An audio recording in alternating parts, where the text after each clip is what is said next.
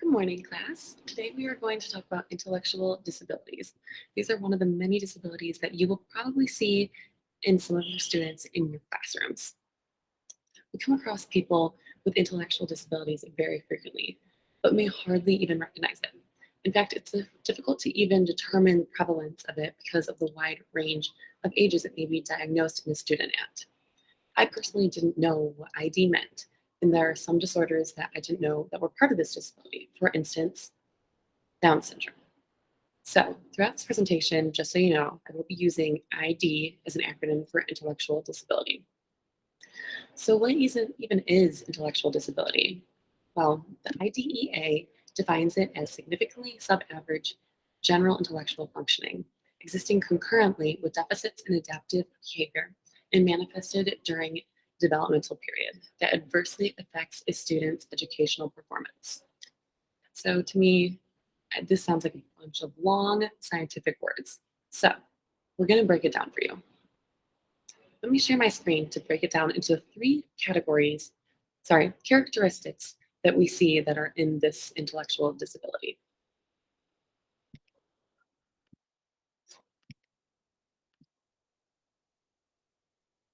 So first, we have the overarching intellectual disability that we see.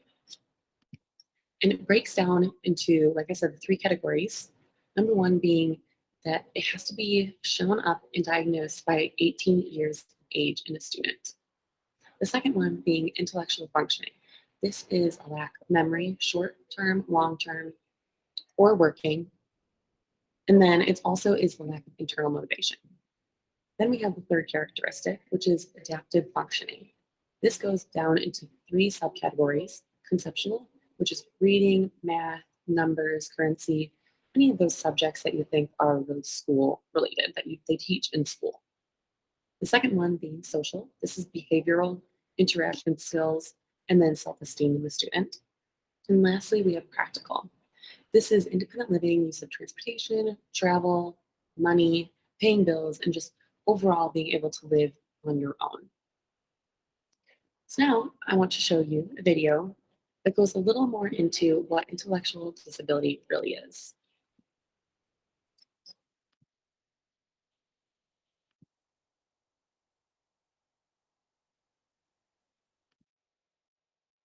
This module provides a brief summary of what an intellectual disability is. An intellectual disability is a disability characterized by significant limitations in both intellectual functioning and in adaptive behavior, which covers many everyday social and practical skills. This disability originates before the age of 18. The U.S. Census Bureau estimates that approximately 3% or 6.5 million of civilian, non-institutionalized adults had ID in 2010. Intellectual functioning, also called intelligence, refers to general mental capacity such as learning, reasoning, problem solving, and so on. It coexists with strengths. One way to measure intellectual functioning is an IQ test. Generally, an IQ test score of around 70 or as high as 75 indicates a limitation in intellectual functioning. Adaptive behavior is the collection of conceptual, social, and practical skills that are learned and performed by people in their everyday lives. Conceptual skills include language and literacy, money, time, and number concepts, and self-direction.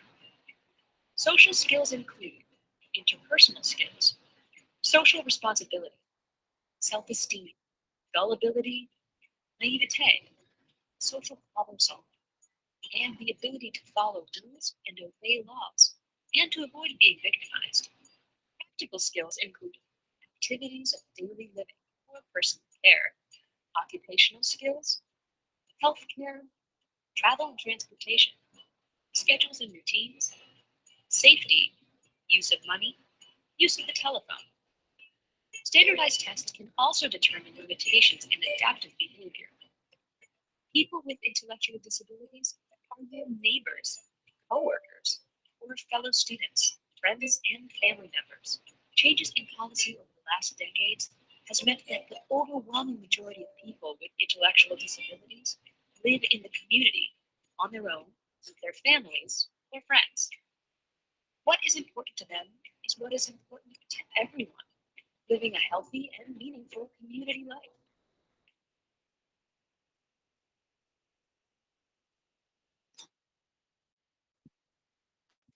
So, what are the causes of intellectual disability? Well, we have five main causes here. The first being timing. This can be pre-birth, during birth, or post-birth, but as I've said before, it has to be before the age of 18. The second category is biomedical. So this is any disorders, infections, or malnutrition that happened when the baby was in the womb. This category is what Down syndrome falls under. Then we have social. And this is a lack of interaction and stimulation in a child's home life. Moving on, we have behavioral. This is a lot of maternal substance abuse and not taking care of her body while she is pregnant, alcohol, drugs, anything that can really harm the baby. And then lastly, we have educational. This is the availability to have resources in the community, the home, and the school that the student is going to that helps develop intelligence skills. All these can interact together to determine the severity of the intellectual disability in the student and in which ways limitations need to be brought in or resources need to be brought in for the student to be taught.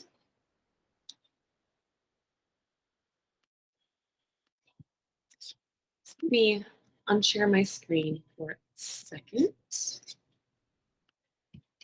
And we're going to talk about the assumptions and the considerations that teachers should take with students with intellectual disability.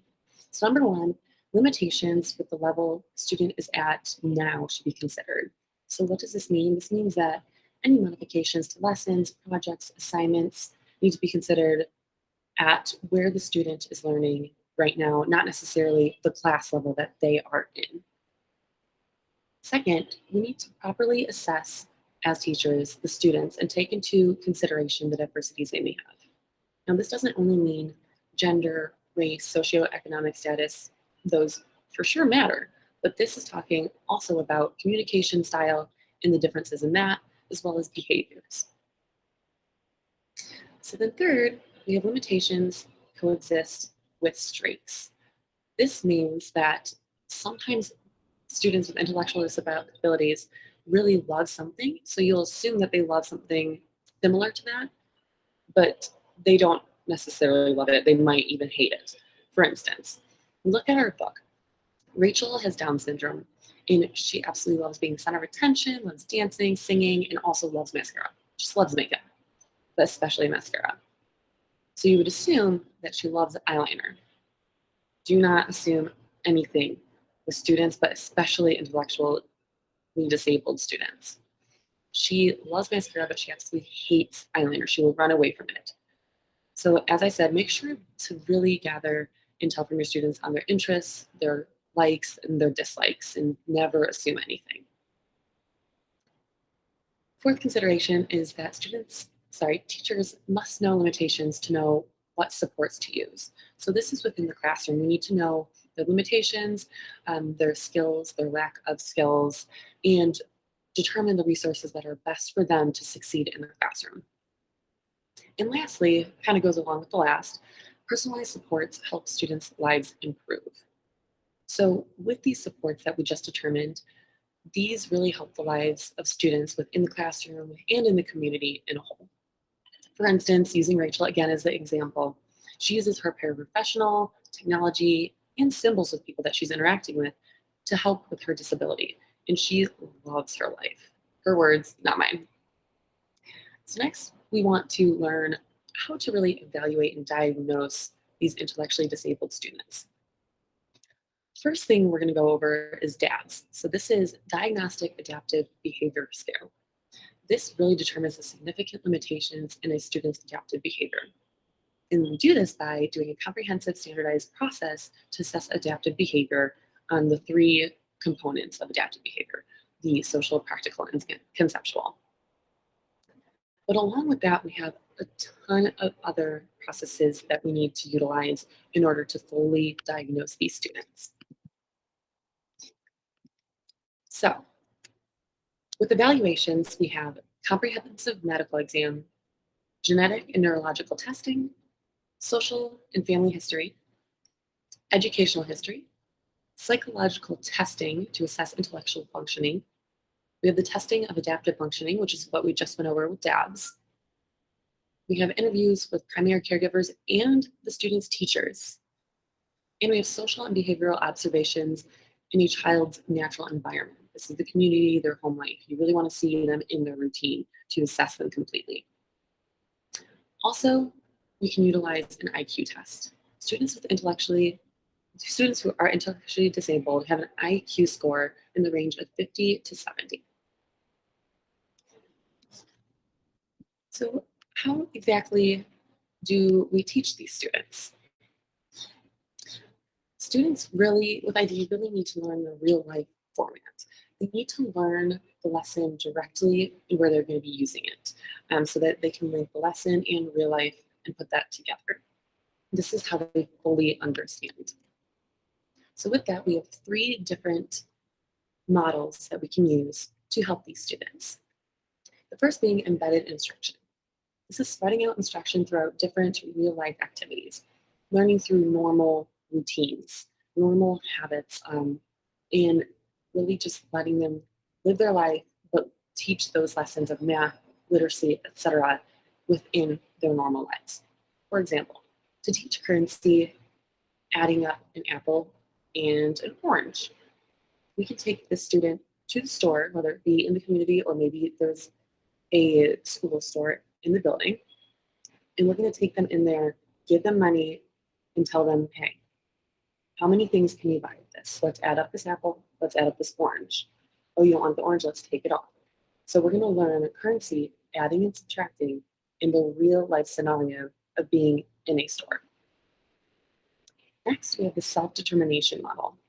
So it is proven that with anybody, self-determined people reach more success. And this is really what we want to instill in our students of all kinds, but especially intellectually disabled students who lack this motivation. We want them to experience challenges that are related to motivation, specifically intrinsic motivation. So we're going to work with the student to focus on setting goals, taking action, and adjusting the goals and plan according to the outcomes. This model is very much student involved. The student and the teacher need to work hand in hand for this to work. And lastly, we have community-based instruction. As the book says in quotes, learn it where you will need it, and teach where you want your students to practice it. With this model is completely based on receiving lessons in the community. It increases their post-school success when they're learning in a real-life community, real-life situations, and how to function individually in the community. With that, you see that these kids are like every other kid. They have the same interests, the same wants, the same needs. They may need a little more support, but they have the ability to succeed just like every student, no matter what level they may be at in their intellectual disability.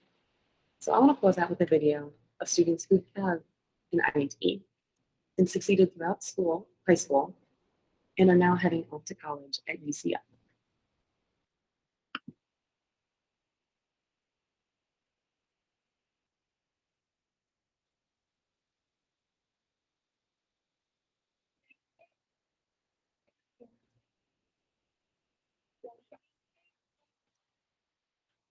What is your favorite thing to do? My favorite thing to do is go to the football games because it's so much fun. My favorite thing is meet new people and like get involved in clubs on campus. I love to hang out, like at the bookstore. My favorite thing to do is probably bug him because we bug each other half the time. Watch TV. What do you love about UCF? I like to stay in the dorms and hang out with my roommates and going to lunch and walking on campus. I love about UCF the football games, the campus. I love living in the dorm. How does it feel to be in college? You know, I never imagined I'd live outside of my house, of course, with the disabilities that I have, but it's incredible. It feels like that I'm with my friends, and like they make me so happy. Different, away from home, away from everything, your own environment, making new decisions in college on your own. To be on my own with no parents. It feels good. What did it feel like when you found out you were coming to UCF?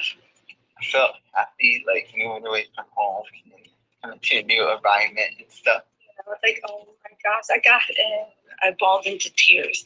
I was ecstatic. I was happy. I was like, I get to be a UCF Knight. It was the best feeling to have. When I got the approval back in the mail, I was so happy about it.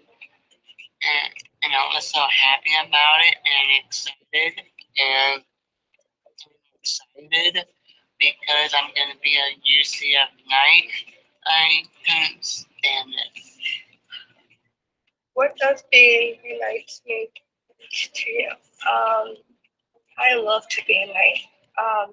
It's like so happy that I love to be a knight because I'm here with my closest friends that I really love. It means that you can follow your dream and become whatever you want to be in this world, and that it doesn't matter what disability you have, UCF is here and they're going to help you succeed in any way possible. Hi, my name is Julian. I'm a UCF Knight at UCF. I'm a UCF Knight. I'm a knight. A UCF Knight. I am also a UCF Knight. Good job, Pete. Me too. So as you can see, these students, kids, adults, everybody with intellectual disability, they have wants, they have needs, and they really want to succeed just like all of us.